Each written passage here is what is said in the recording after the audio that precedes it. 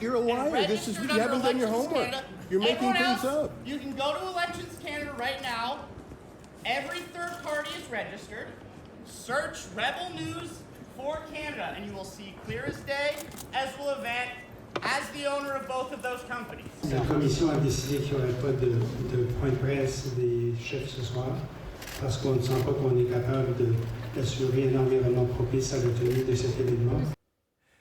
Ce que vous venez de voir là, c'est du jamais vu. Jamais qu'on a eu des engueulades à ce niveau-là, en pleine salle de presse, après le débat en anglais. On voit Michel Cormier, le directeur général de la Commission nationale des débats, qui vient d'annuler la période de questions qu'on avait alloué à chacun des chefs là, ou aux journalistes pour qu'ils puissent parler aux chefs après ce débat. Qu'est-ce qui se passe? Bien, vous avez peut-être constaté qu'avant hier soir, il y avait plein de journalistes que vous ne connaissiez pas qui ont monopolisé le débat, des journalistes qui sont associés à l'extrême droite, qui sont de Rebel News et du groupe Ezra Levin. Vous avez peut-être entendu son nom. Alors, il était harangué par Stuart Benson du Hill Time, qui est un journal là, sur la colline parlementaire. On va revenir sur ces événements-là avec Éric-Pierre Champagne, le président de la FPJQ.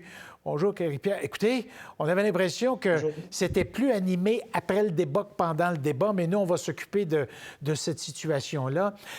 Généralement, là, les gens à la télé ont peut-être remarqué que ce sont vos collègues ou les miens qui gèrent un peu, à qui on donne la parole quand on est à Ottawa. C'est pas comme ça que la Commission nationale des débats fonctionne. Alors, est-ce qu'on a erré dans la gestion de ces scrums d'après-débat?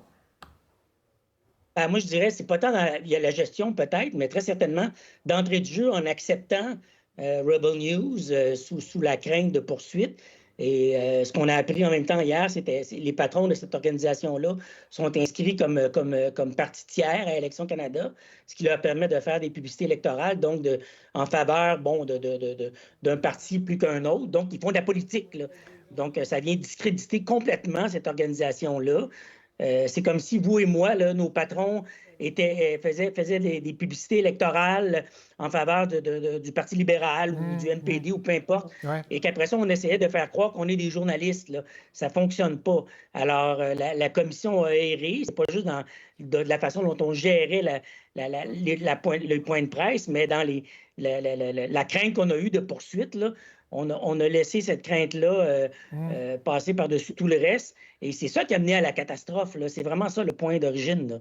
Là, les journalistes s'engueulent entre eux. En 43, un peu plus de 45 ans de métier, ce que j'ai vu, il pouvait y avoir des froids à l'occasion. Quand c'était des journalistes ou des briseurs de grève d'un journal ou d'une télévision en grève et qu'on les voyait arriver autour de nous ou l'inverse, ça pouvait être délicat. Mais jamais comme ça, là, des engueulades comme ça en pleine salle. Alors là, c'est là qu'on parlait que c'est pas un environnement propice. Est-ce que c'est une bonne raison pour arrêter cet exercice journalistique? Moi, je trouve pas. Je pense qu'il y a moyen... de toute façon, c'était pas une surprise, là.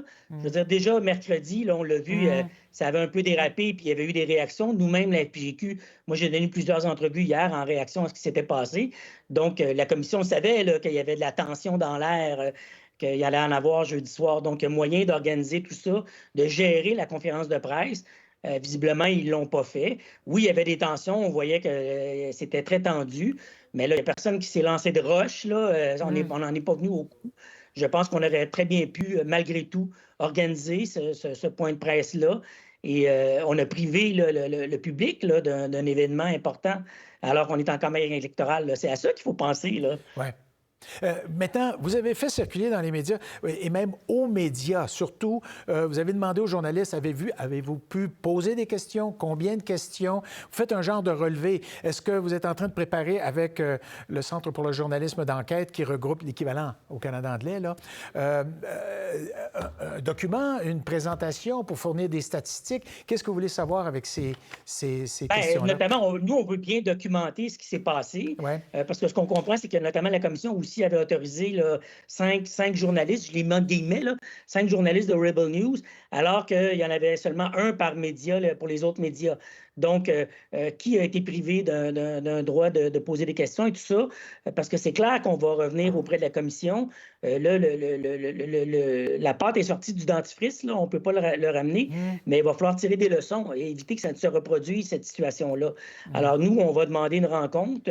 En fait, on l'a déjà fait, demander une rencontre avec la commission pour faire un post-mortem sur cette situation-là et s'assurer que ça ne se reproduise plus, parce que c'est une farce monumentale, là, ce à quoi on a assisté. Ouais. Puis je vais prendre 20 secondes de plus pour dire, puis Éric-Pierre, vous me contredirez si c'est le cas, mais une position du groupe des éditorialistes d'un journal, c'est hermétique. Ceux qui couvrent ça dans la salle des nouvelles et qui sont au bureau de la colline, peu importe les journaux, ils ne font pas la promotion nécessairement de la position pas du tout la position du journal. C'est étanche, ces relations-là. Il y a un travail de fait, puis ensuite, il y a une position éditoriale. C'est deux choses. Alors, c'est bien comme ça que ça fonctionne, pour qu'on se comprenne. Là. Même ça, des éditoriaux dans les médias, on en voit de moins en moins. C'est une tendance qui est en train de disparaître, là, pour toutes sortes de raisons. Là, on n'a pas le temps d'épiloguer là-dessus, mais on en voit de moins en moins. Donc, c'est pas un enjeu. Et là, on ne parle pas d'éditoriaux, là. On parle d'une organisation qui fait de la politique. C'est ça qu'ils font, là. Ils sont inscrits comme tiers parti. Ils font des publicités électorales. Alors, ils doivent faire un choix. Ils font de la politique ou ils font du journalisme, mais ils ne peuvent pas faire les deux.